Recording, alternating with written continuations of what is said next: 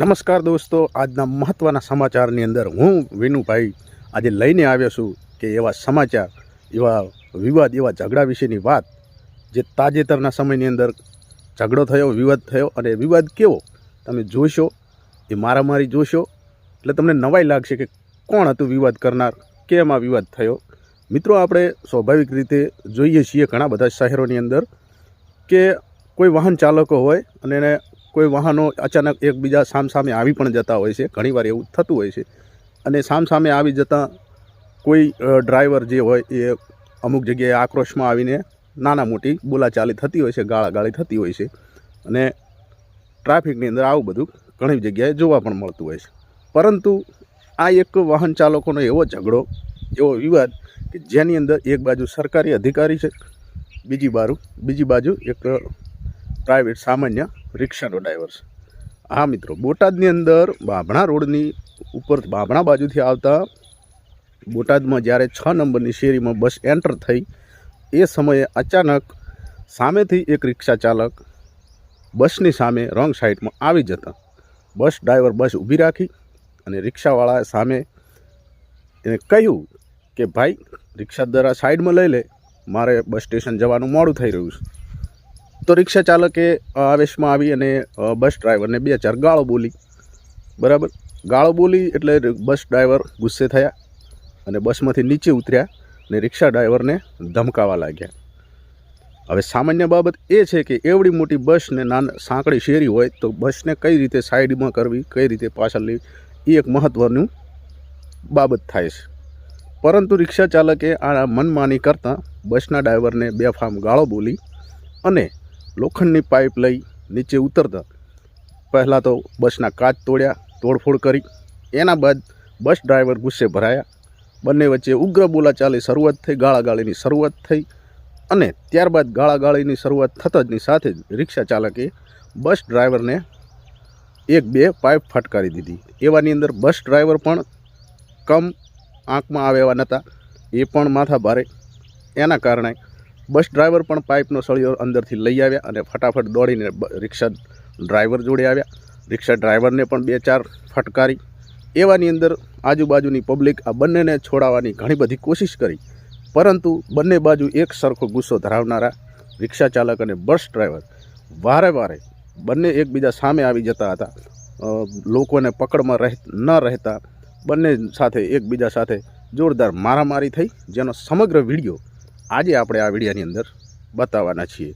મિત્રો, જુઓ વિડીયોની અંદર કે કેવી રીતે રિક્ષા ચાલક અને બસ ડ્રાઈવરનો આખો ઝઘડો થયો અને આ ઝઘડો કઈ હદ સુધી પહોંચ્યો, બસ ડ્રાઈવરને કેટલી ઈજા થઈ, બેફામ બનેલા રિક્ષા ચાલકે બસ ડ્રાઈવરને કેવી રીતે ઘાયલ કર્યો, એ પણ સમગ્ર વિડીયોની અંદર આપણે જોવા મળશે.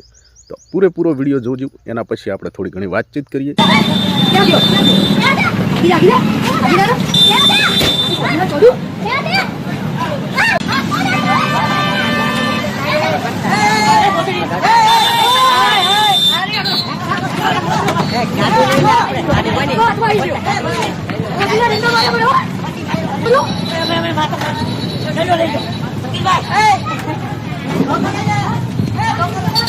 વિડીયો ઉતાર્યો તમે થોડો ભાઈ? આવી ગયો છે? હે, આવી ગયો છે ને? ઉતાર લીધો,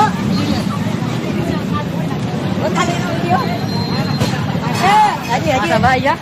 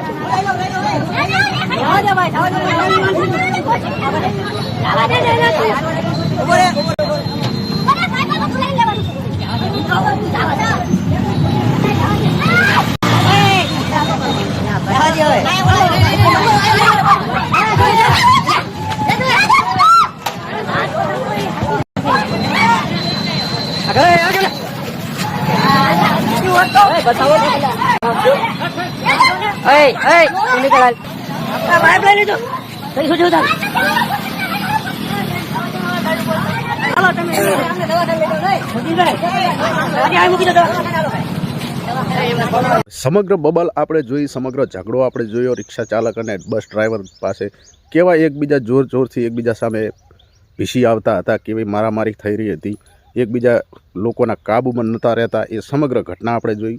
ત્યારબાદ બસ ડ્રાઈવરને સારવાર અર્થે હોસ્પિટલમાં ખસેડવામાં આવ્યા અને એના પછી બસ ડ્રાઈવરો દ્વારા જે નિવેદન આપવામાં આવ્યું છે એ પણ આપણે જરાક સાંભળી લઈએ. આજ અમારી ફરજ ઇંગોરાળા બોટાદ દરમિયાન બોટાદ સિટીમાં એન્ટર થતા શેરી નંબર 6 ની સામે એક રિક્ષાવાળો સામેની સાઈડ અમારી સામે આવતા બાદમાં એમે ગાડી ઊભી રાખી દીધી. ત્યારબાદ એ અપશબ્દ બોલવા લાગેલ અને એને કઈ કહી દેલ નહીં, પણ એનો લોખંડનો પાઇપ વડે સૌ પ્રથમ તો અમારા એસટી બસના આગળના મેન કાચ તોડી નાખ્યો.